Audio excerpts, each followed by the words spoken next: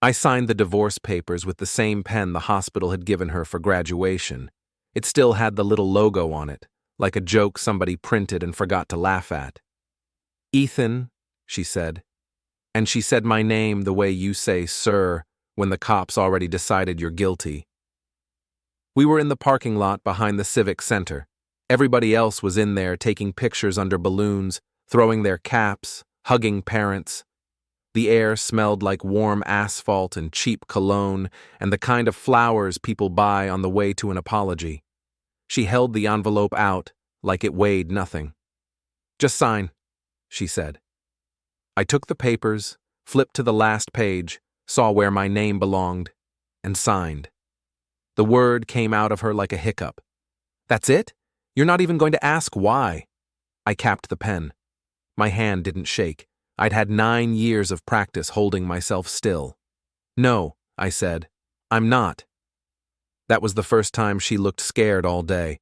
4 jobs looks impressive on paper. In real life, it looks like sleep in 20-minute chunks and calluses that never heal.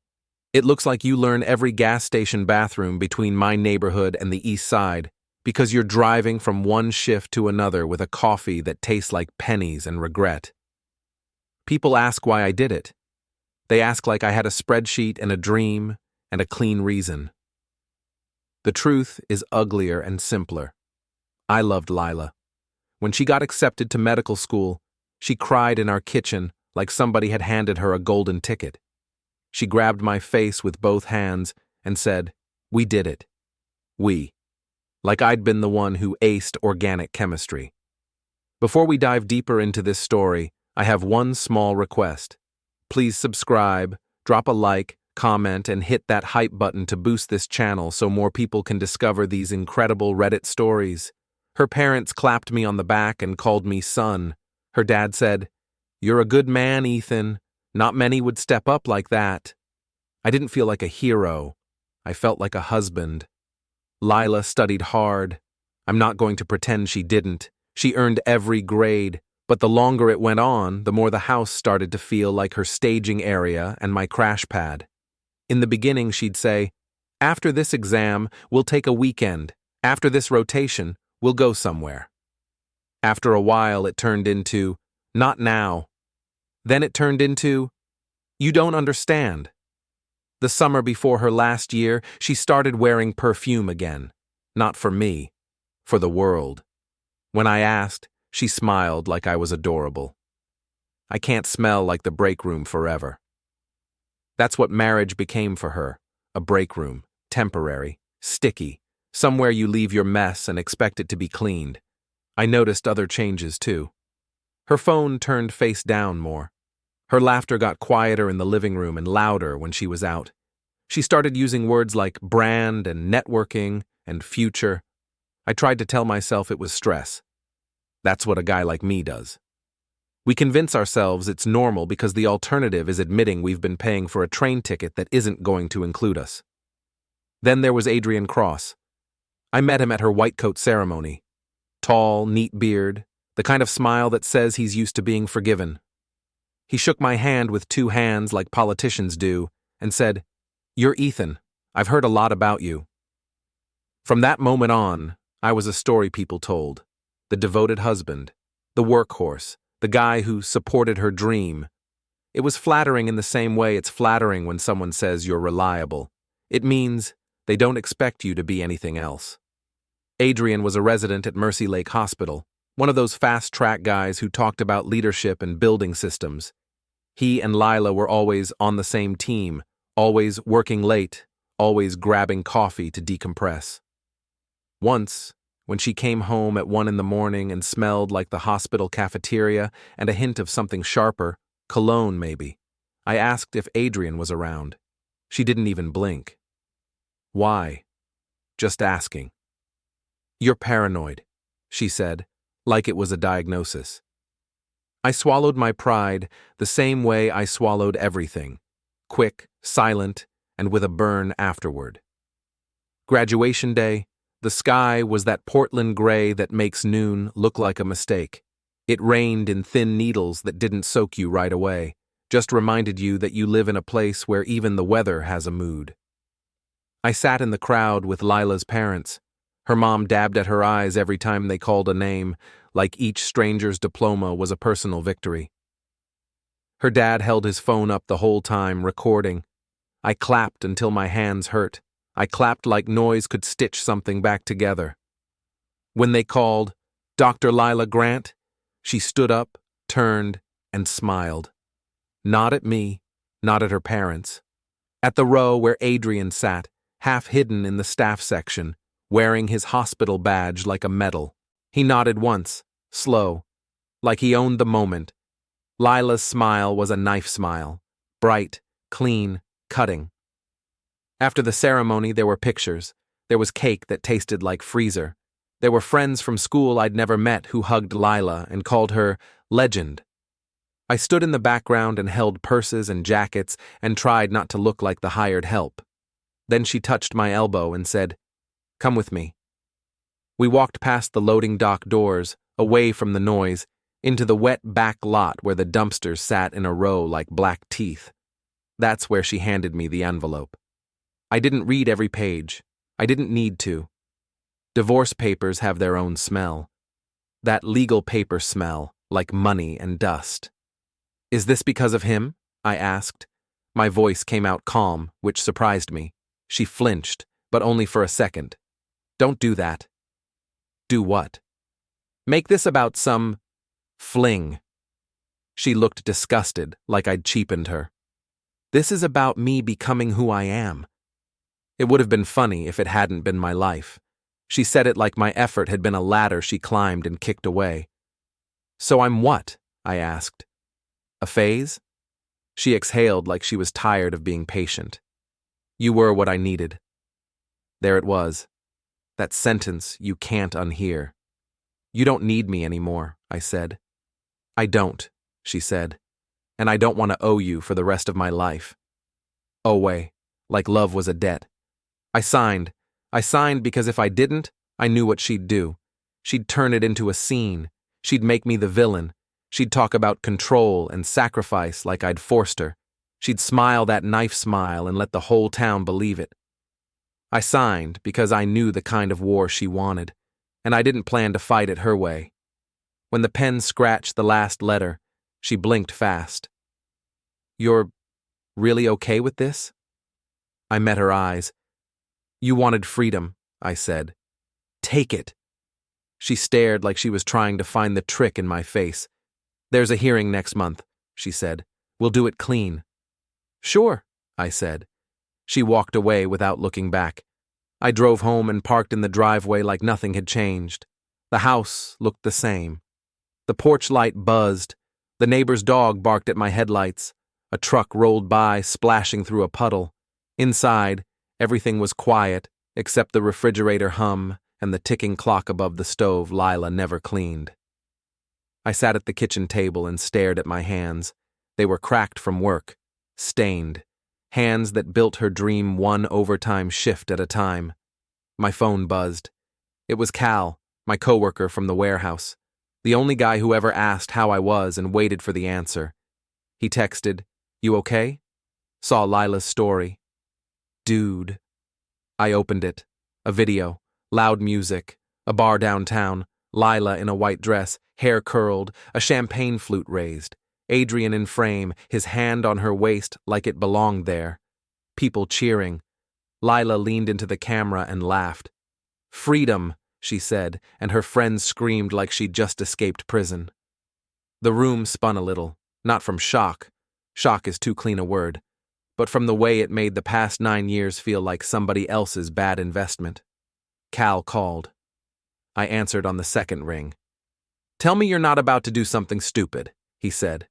"I'm about to do something," I said. "Not stupid." He was quiet then. "You want company?" "No." "Ethan." "I'm fine," I said. "Go home." After I hung up, I watched the story again. Not because I needed to punish myself, because I needed to remember.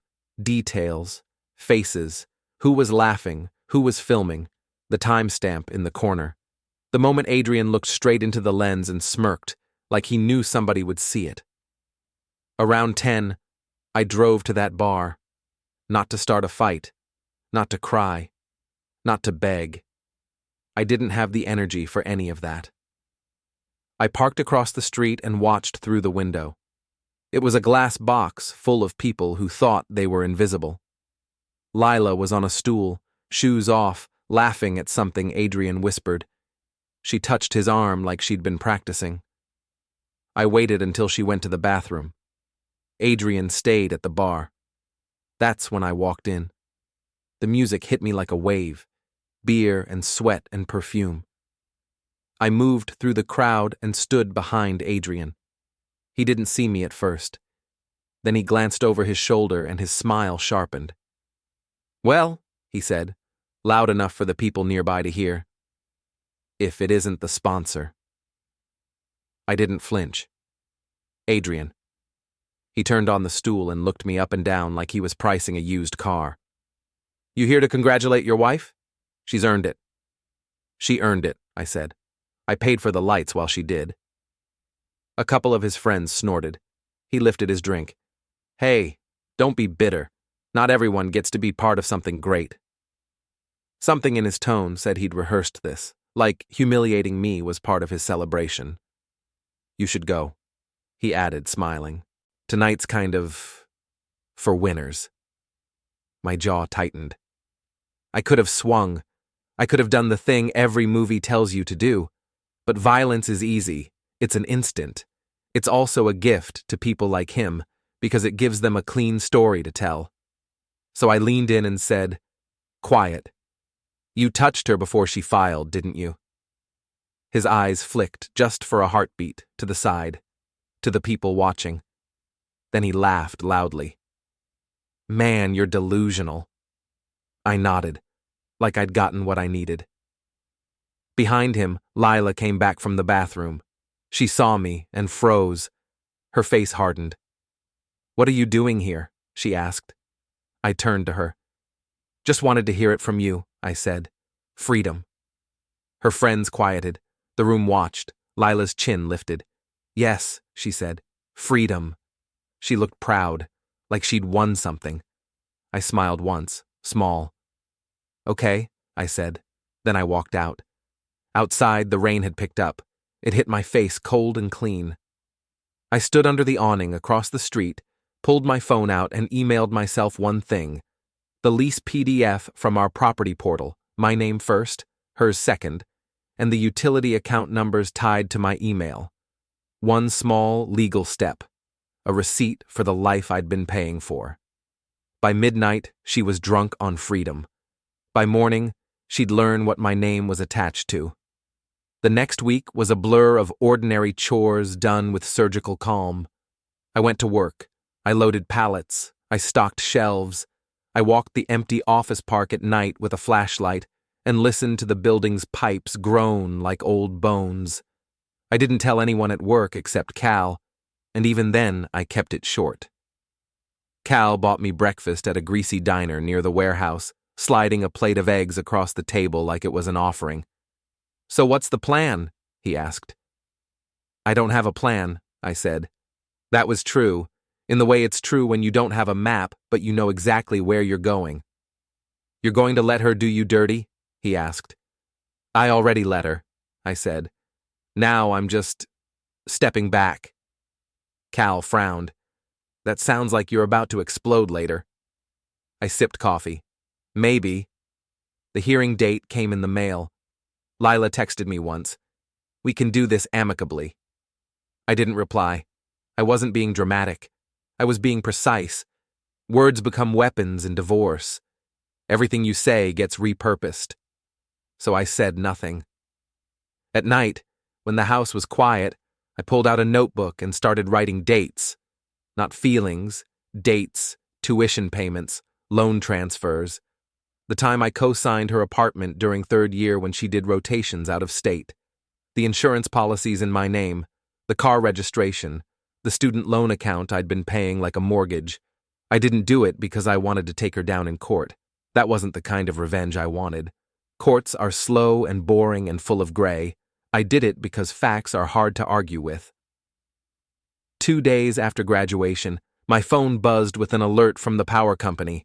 Your account has been updated. I logged in and saw the request. Remove Ethan Hale from responsibility, effective immediately. Lila, already cutting ties, already erasing. I clicked cancel request.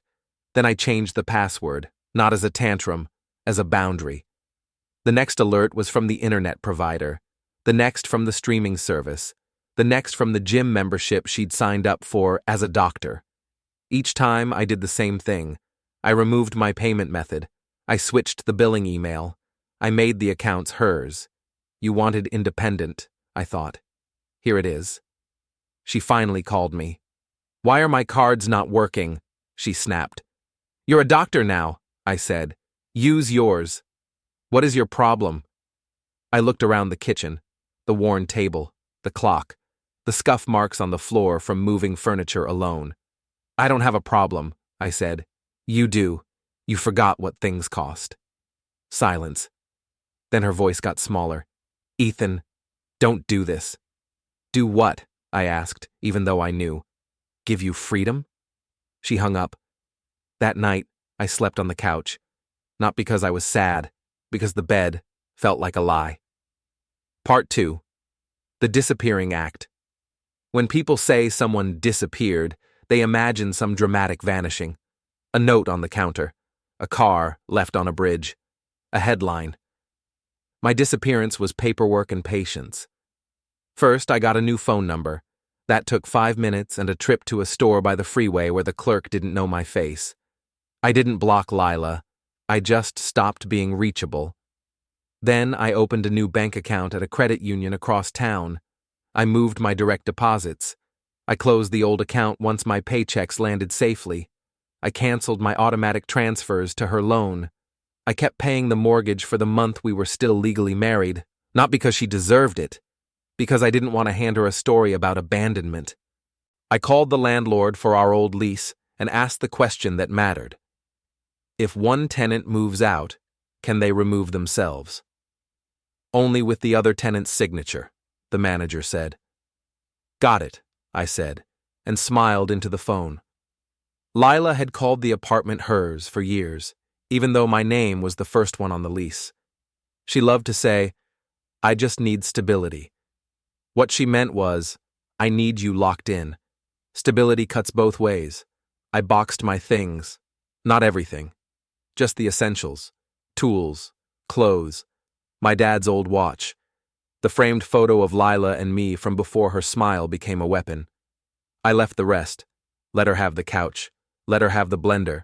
Let her have the house full of echoes. The night before the hearing, I wrote one last note and left it on the kitchen table. Lila, you wanted freedom. I'm not going to stand in the doorway of your life like a piece of furniture. Do it clean. Do it fast. Ethan, no insults, no pleading, no threats, just a door closing. Then I drove west.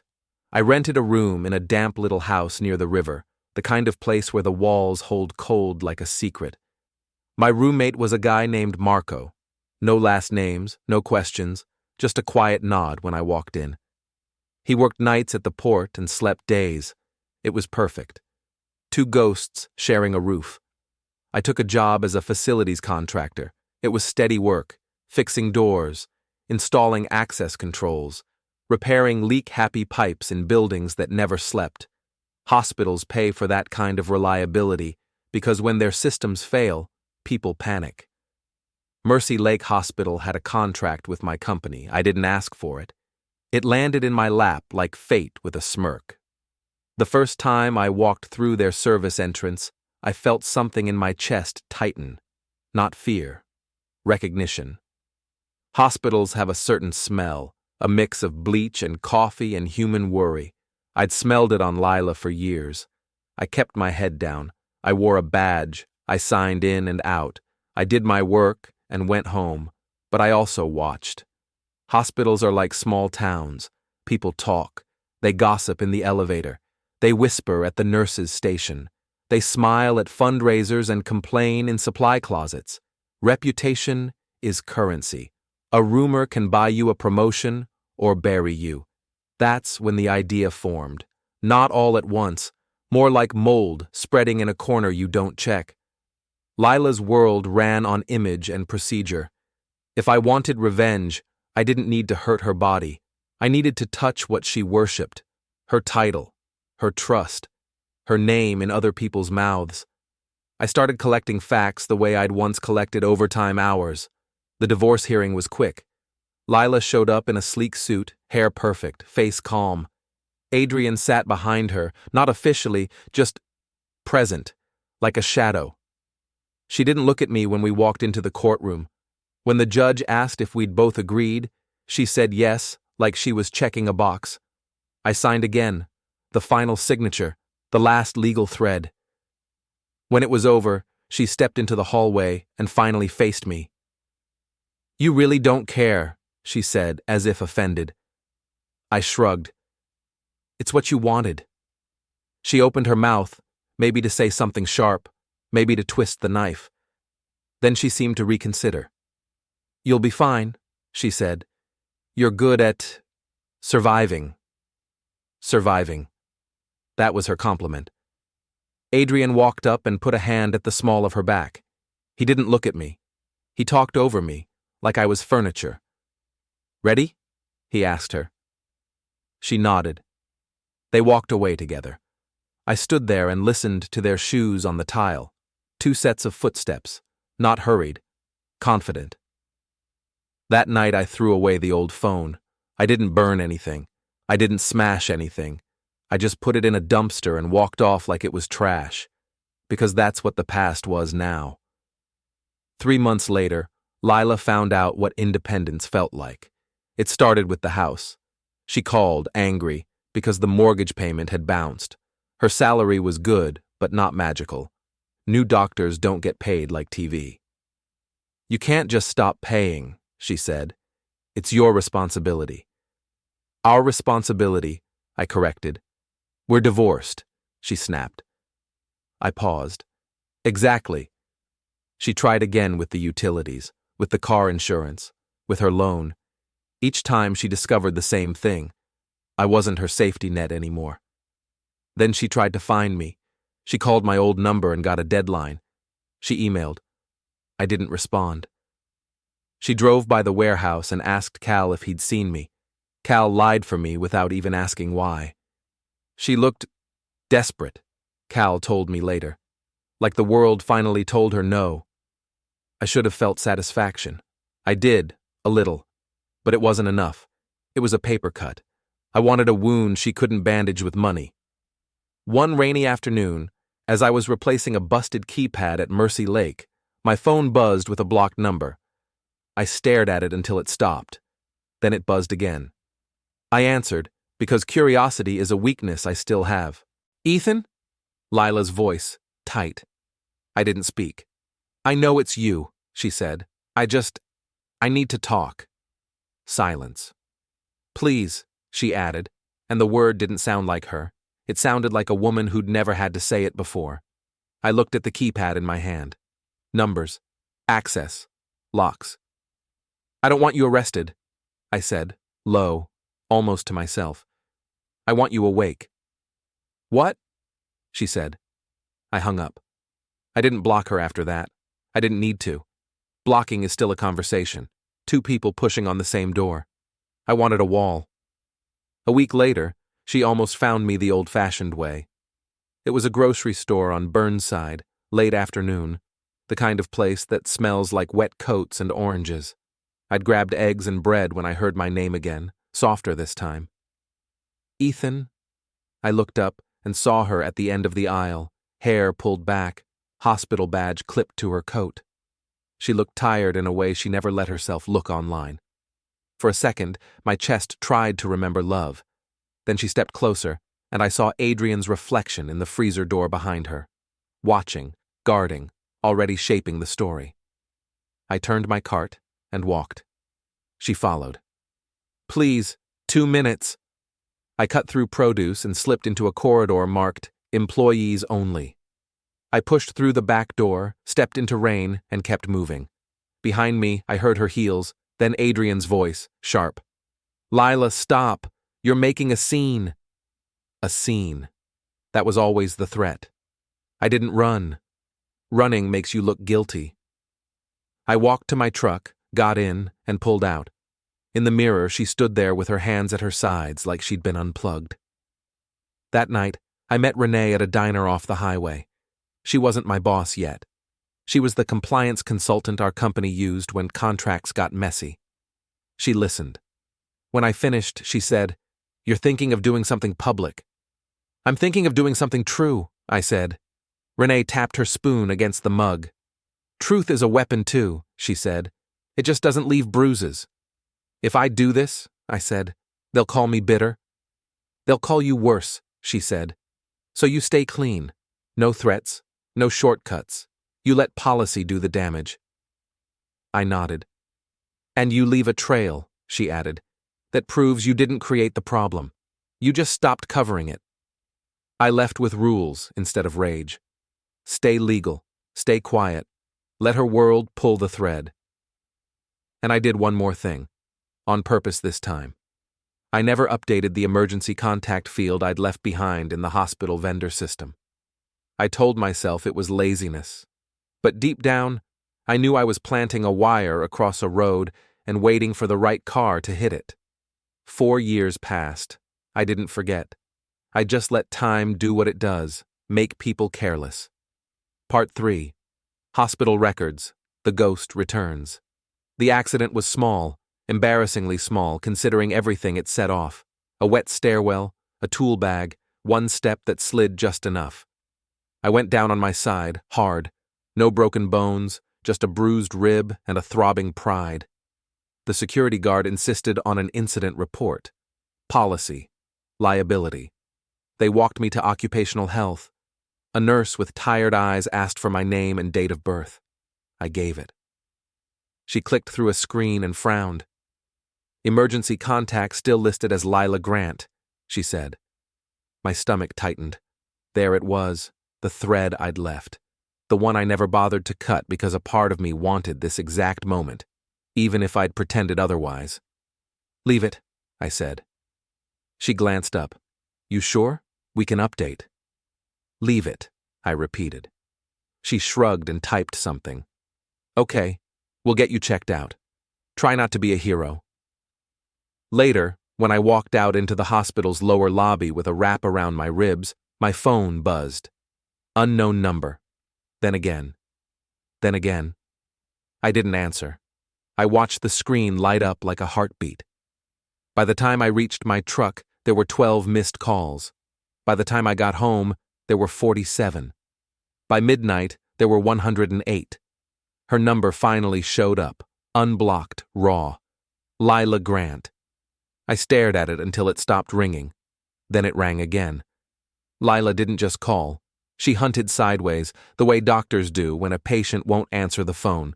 Through the system, through assistants, through anyone with a badge. I got a message from my supervisor. Occupational Health requested a follow-up call. Then another. Risk Management wants clarification.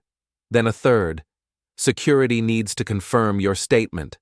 Policy, policy, policy. The hospital speaking with 1,000 mouths. At Mercy Lake, the gatekeeper for those mouths was a woman named Marla in medical records. I'd met her once when I needed a copy of a vendor credential form. She had gray hair in a bun and eyes that missed nothing. Marla called my company and said, flat as a table, "Dr. Grant asked for the contractor's contact information. We declined. That's not how this works." Renee, who'd been looped in by then, told me later. "She's leaning," Renee said. "Hard." "What happens when doctors lean?" I asked. "They usually get what they want," Renee said, "unless what they want is on the wrong side of policy." That's what Lila had forgotten. A hospital isn't a person. It doesn't flinch when you cry. It doesn't care that you were once somebody's wife. It cares about liability and paper trails. And now there was a paper trail with her name on it. She found me because hospitals remember. They remember your allergies, your vaccinations, your old addresses, your emergency contact from a life you thought you'd buried. When Lila saw my name on a screen, contractor list, incident report, whatever it was she had access to, her world tilted. I know that because I'd been in her world long enough to recognize the panic in her voice when she left her first voicemail. "Ethan," she said, breathless. "Please call me back, please." The second voicemail was angrier. "You can't just show up here. This is my hospital." The third was softer again. "I didn't know how to find you. I've been looking." By voicemail 10, she was crying. By voicemail 20, she was bargaining. By voicemail 50, she was furious at herself and me and the universe. I listened to none of them. I watched the missed calls stack: 100, 150, 200. At 250, I finally opened my notes app and wrote a single line. "She's begging into silence now." That night, Marco found me sitting on the edge of my bed, phone in hand.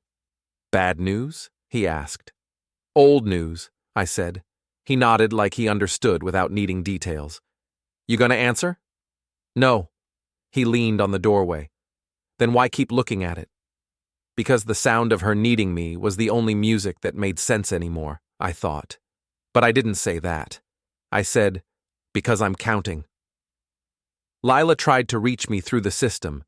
That's what people like her do when they're scared. They go to authority. They lean on the world like it owes them. A hospital risk officer called my company and asked for my contact information regarding an incident. My supervisor, a woman named Renee, who had the calm voice of someone who'd seen too much, told them, "We'll handle it internally." Renee looked at me over her glasses when she hung up. "You got a personal situation here?" she asked. "Not personal," I said.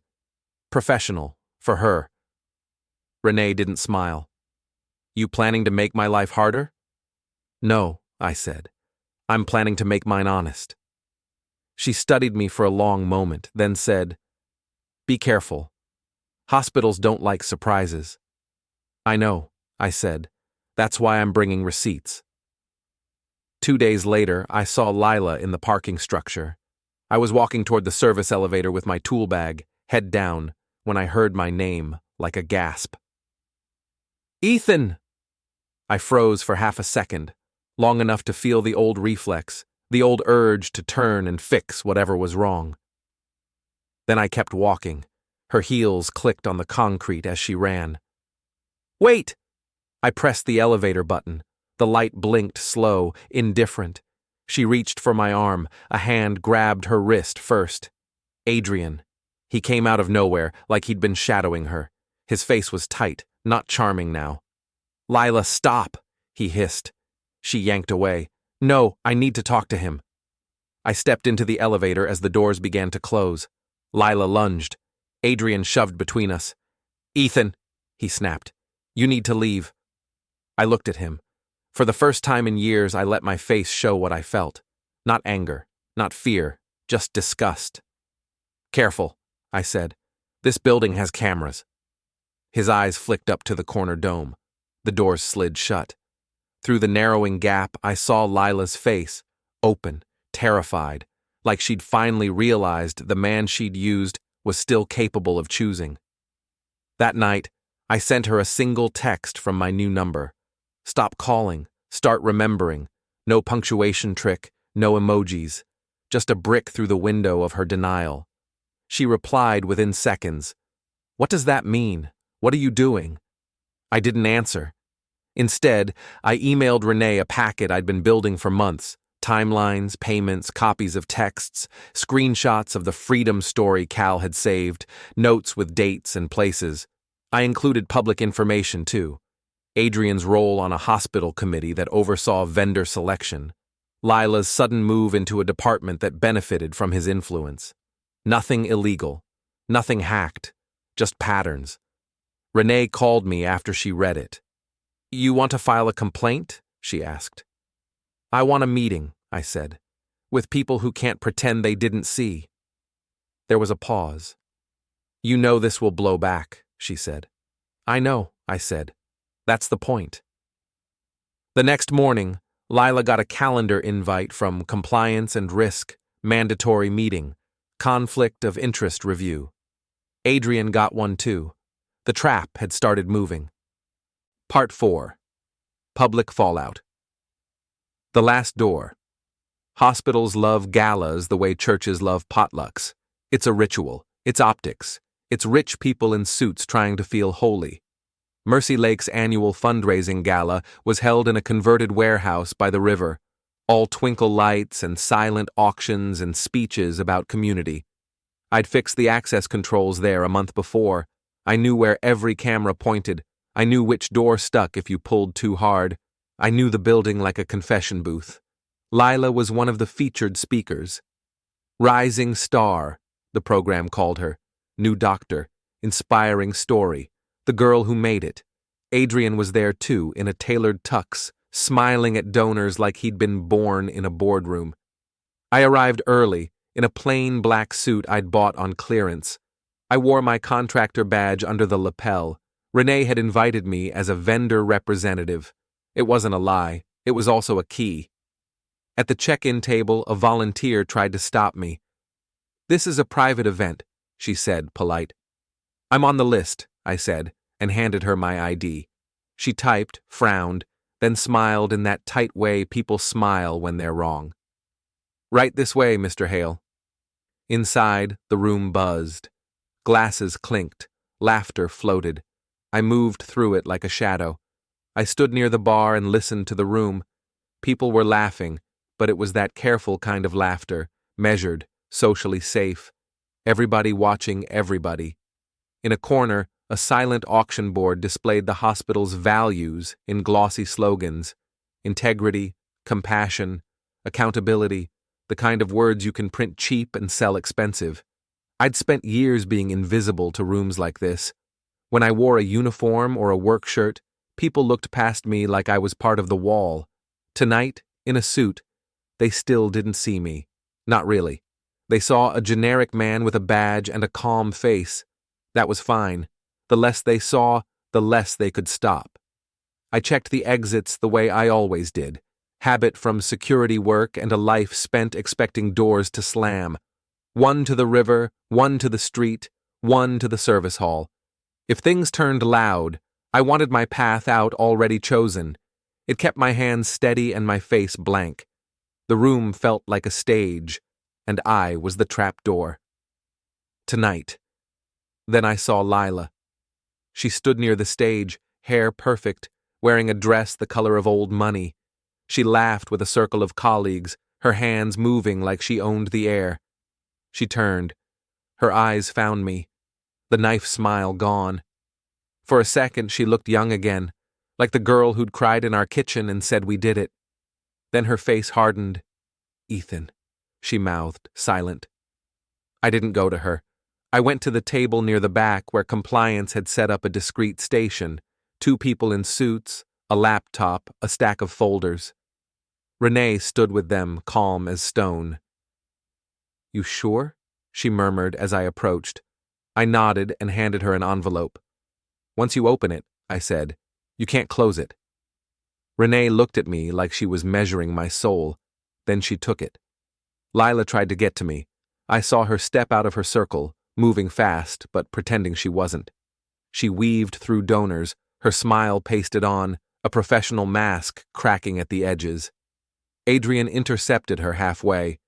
He leaned in, whispering, his jaw tight. Whatever he said made her stop. His eyes scanned the room and landed on me. He walked toward me like a man walking to a fight he didn't think he could lose. "Ethan," he said, voice smooth. "We should talk." "We are," I said. He smiled. "You can't be here." "I'm invited." "By who?" "By the consequences," I said. His smile slipped and irritation flashed. "Listen, whatever you think you know, Lila has a career. You don't want to ruin her." I laughed once. It surprised even me. "I spent 9 years funding her career," I said. "You think I don't understand what it costs?" He leaned closer, voice low. "You're a bitter ex-husband. That's how they'll frame you. You'll look pathetic." I looked him in the eyes. "You're scared," I said. "That's how you look." His nostrils flared. He reached out and grabbed my sleeve. I didn't hit him with a fist. I didn't tackle him. I did something simple. An open-handed slap across his cheek, sharp enough to sting, loud enough to turn heads. The sound cut through the gala like a dropped glass. Adrian stumbled back, eyes wide. "Don't touch me," I said, clear and calm. People stared. A security guard started moving. Lila rushed up, breathless. "What are you doing?" she hissed. I looked at her. For the first time since that parking lot, I let the truth sit between us without softening it. "You called it freedom," I said. "I just stopped subsidizing your lies." Her mouth opened. No words came out. Behind her, Renee raised her hand to get attention. One of the compliance officers tapped a microphone. The chatter dimmed. "Ladies and gentlemen," the officer said, "we need to pause for an urgent matter regarding conflicts of interest and vendor ethics." Lila's face drained. Adrian's hand went to his cheek like he could press the truth back in. They didn't drag anyone away in cuffs. This wasn't that kind of story. Real life doesn't give you that neat ending. What real life gives you is a room full of people deciding what they believe and what they can't unsee. The compliance officer opened the envelope. He read. His eyes moved fast. He looked up at Renee, then at Adrian, then at Lila. "Dr. Grant," he said, loud enough for the nearest tables to hear, "please step aside." Lila's voice shook. "This is ridiculous. He's my ex-husband. He's angry." "Is he wrong?" Renee asked, and her voice was quiet, but it carried. A donor at the next table leaned in, curious. A nurse whispered to another nurse. Phones started to appear, screens lighting up like fireflies. The officer spoke again. "We have documentation indicating undisclosed relationships affecting committee decisions, as well as vendor access concerns and falsified attestations." Adrian snapped, "That's a lie." Renee held up a folder. "It's not," she said. "And there's footage." That's the part people don't understand about revenge. It's not shouting. It's paper. It's timestamps. It's policies written in boring language that suddenly become sharp. Lila tried to speak. "Adrian has nothing to do with my department." The compliance officer turned the laptop screen so she could see. A clip. Adrian's hand on her waist at that bar, the freedom toast, the smirk, the timestamp. Another clip. A hallway camera where Adrian walked into her office after hours, too many nights in a row to be coincidence. Another, a committee meeting sign-in sheet with his signature beside a vendor selection that benefited his friend and her project. Nothing illegal in the movie sense. Lila's eyes went glassy. "Ethan," she whispered, like my name could still work as a lever. I leaned in just enough for her to hear me, not the room. "You said you didn't want to owe me," I murmured. "So I stopped paying, and I stopped covering." Her breath hitched. "What do you want?" she whispered. I watched her face, the makeup, the practiced calm, the fear underneath. "I wanted you awake," I said. Security didn't have to escort them out. Pride did it first. Adrian tried to argue with the officer, but every sentence he said sounded like a man begging the room to forget what it had heard. Lila stood rigid, her hands clenched, the rising star suddenly just a woman caught in fluorescent truth. At the edge of the crowd, Cal was there. I hadn't invited him, but he'd shown up anyway, the way good friends do. Quiet support, no questions. He met my eyes and gave a small nod. Lila took a step toward me. "Ethan, please." I lifted my phone and showed her the call log. 250 missed calls. Her name repeated like a bruise. "I saw everyone," I said. She flinched. "You could have called any time," I went on. "For 4 years. You didn't. Not until you saw me on a screen and realized the world didn't have to give you what you wanted." Tears welled, but she blinked them back, stubborn even now. "Why?" she whispered. "Why do this here?" "Because this is where you live," I said. "In rooms like this. In people's eyes. In titles. You didn't take my money. You took my dignity. So I brought it to the only place you still care about." Behind us, the compliance officer's voice continued, laying out next steps. Immediate review, suspension pending investigation, vendor access revoked. Words, ordinary words, and yet they were the sound of floors dropping away. Adrian turned, saw me watching, and in his face I saw something close to hatred, then panic. He'd always assumed people like me were props, background labor, noise. He'd been wrong. Lila's phone buzzed in her hand. A message from her department group chat. I could tell by the way her eyes flicked and widened. Then another. Then another. The rumor engine was already turning. I stepped back. I didn't smile. I didn't gloat. I just felt light, like I'd been carrying a weight and finally set it down. Lila reached for me again, not touching this time, just reaching. "Ethan," she said, voice breaking, "answer me, please." I looked at her for a long moment. 9 years of my life were in that look. Late nights, paychecks, tired kisses, promises made in kitchens, all of it. Then I turned toward the exit. As I walked out into the river-cold night, the rain hit my face again, steady and honest. Behind me, someone started to say, "Doctor," and then stopped, like the title didn't fit anymore.